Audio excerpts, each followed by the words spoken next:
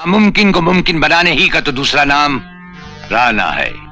दोस्तों, हिंदी सिनेमा जगत में यूं तो अपने दमदार अभिनय से कई सितारों ने दर्शकों के दिलों पर राज किया, लेकिन एक सितारा ऐसा भी हुआ जिसे सिर्फ दर्शकों ने नहीं बल्कि पूरी फिल्म इंडस्ट्री ने भी राजकुमार माना। जी हां दोस्तों, हम बात कर रहे हैं संवाद अदायगी के बेताज बादशाह कुलभूषण पंडित उर्फ राजकुमार की। नमस्कार दोस्तों, मैं हूं योगी और आप देख रहे हैं फिल्मी मार्ट। बात चाहे अदायगी की हो या फिर पर्दे पर एक रोबिले हीरो की, उनके डायलॉग बोलते ही सिनेमा घर तालियों की आवाज से गूंज उठते थे। ये तो शेर की गुफा है, यहाँ अगर तुमने करवट भी ली तो समझो मौत को बुलावा दिया। पर्दे पर उनके जूते तक दिखने से दर्शक तालियां बजाने लगते थे। अपने तकिया कलाम जानी से दर्शकों के दिलों में जगह बनाने वाले राजकुमार पर्दे पर जितने बेबाक थे, असल जिंदगी में उतने ही अक्खड़ और मुंहफड़ थे। उनके इसी अक्खड़पन और बड़बोलेपन के कारण बड़े बड़े कलाकार उनके साथ काम करने से डरते थे, लेकिन एक ऐसा भी कलाकार था जिसके साथ काम करने से राजकुमार जैसा अक्खड़ अभिनेता भी डर गया था। इससे पहले एक नजर डालते हैं राजकुमार के फिल्मी कैरियर पर। दोस्तों, ये तो सभी जानते हैं कि फिल्मों में आने से पहले वो मुंबई पुलिस में थे। पुलिस स्टेशन के सामने ही एक प्रशासनिक अधिकारी रहता था। उनका छोटा भाई अली राजकुमार को हमेशा प्रोत्साहित करता रहता था कि तुम फिल्मों में क्यों ट्राई नहीं करते, लेकिन राजकुमार के लिए तो फिल्म शब्द ही नया था।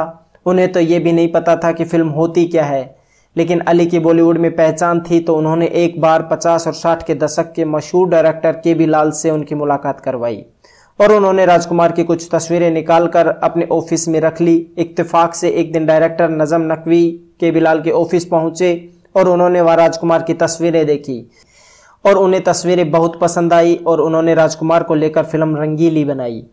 राजकुमार बहुत ही खुददार इंसान थे और अपने असूलों से कभी समझौता नहीं करते थे। उनके जीवन में एक वक्त ऐसा भी आया जब उनकी फिल्में एक के बाद एक फ्लॉप होती जा रही थी, लेकिन इसके बावजूद राज साहब ने अपनी फीस 1 लाख रुपए तक बढ़ा दी। और जब फिल्म निर्माताओं ने उनसे इनका कारण पूछा तो राजकुमार ने जवाब दिया कि फिल्में फ्लॉप हो रही हैं, मैं नहीं। राजकुमार अपनी शर्तों पे बॉलीवुड में काम करते थे, जैसे शूटिंग के टाइम लंच के बाद वो 3-4 घंटे का ब्रेक लेते थे और कभी विलन से मार नहीं खाते थे। उनका मानना था कि ये उनकी शान के खिलाफ है।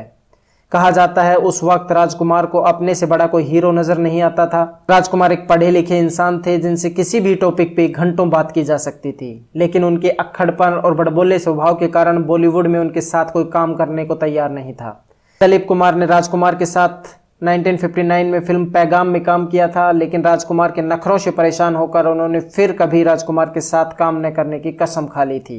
32 साल तक दोनों ने एक साथ काम नहीं किया, लेकिन साल 1991 में सुभाष घई ने अपनी फिल्म सौदागर के लिए दोनों को किसी तरह राजी कर लिया और फिल्म सुपरहिट साबित हुई।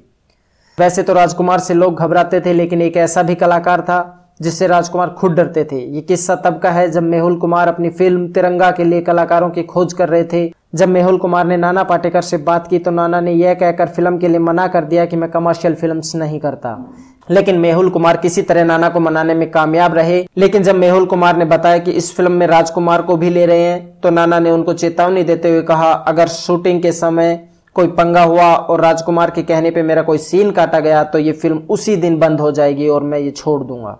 जैसे ही राजकुमार को पता चला कि उनके साथ दूसरे एक्टर नाना पाटेकर हैं तो उन्होंने मेहुल कुमार को बोला, तुम्हें कोई और एक्टर नहीं मिला क्या? मैंने सुना है वो एक बहुत ही बदतमीज और जाहिल किस्म का इंसान है, शूटिंग पर गालियां देता रहता है, अगर कुछ पंगा हुआ तो तुम भुगतोगे। आखिरकार फिल्म बनकर तैयार हुई और बॉक्स ऑफिस पे रिकॉर्ड कमाई की। हमें मालूम है, इसीलिए तो जूते तुम्हारे मुंह के सामने रखे हैं। नाना पाटेकर और राजकुमार की जोड़ी को दर्शकों ने खूब पसंद किया। तो दोस्तों, ये थी हमारी आज की कहानी। वीडियो अच्छा लगा हो तो लाइक, शेयर और सब्सक्राइब करना ना भूलें और मिलते हैं अगले वीडियो में कुछ दिलचस्प कहानी के साथ।